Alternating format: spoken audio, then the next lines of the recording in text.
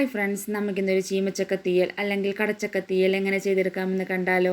അതിനായി ആദ്യം തന്നെ ചീമച്ചക്ക നന്നായിട്ടൊന്ന് വൃത്തിയാക്കി എടുത്ത് നമുക്കത് അരിഞ്ഞ് വെള്ളത്തിലേക്ക് ഇട്ട് വെക്കാം.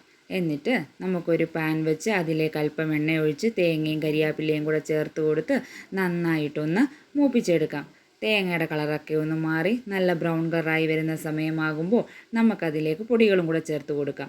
മല്ലിപ്പൊടി, മുളക് പൊടി, ഗരം മസാലപ്പൊടി ഇവ ചേർത്ത് കൊടുത്ത് അതും ഒന്ന് മൂത്ത ശേഷം ഫ്ലെയിം ഓഫാക്കി ചൂടാറാനായിട്ട് മാറ്റി വെക്കാം. എന്നിട്ടൊരു മിക്സി ജാറിലേക്ക് മാറ്റി നന്നായിട്ടൊന്ന് അരച്ചെടുത്തിട്ട് വരാം.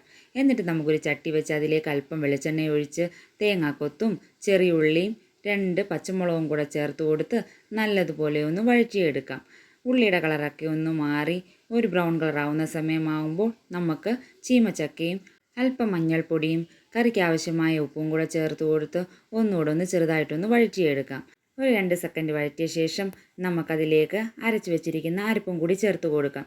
എന്നിട്ട് നമുക്ക് ആ മിക്സി ജാറിലേക്ക് അല്പം വെള്ളവും കൂടി ചേർത്ത് ഇതിലേക്ക് ഒഴിച്ചു കൊടുത്ത് നല്ലതുപോലെ ഒന്ന് യോജിപ്പിച്ച ശേഷം നമുക്കിതൊന്ന് അടച്ചു വെച്ച് വേവിച്ചെടുക്കാം.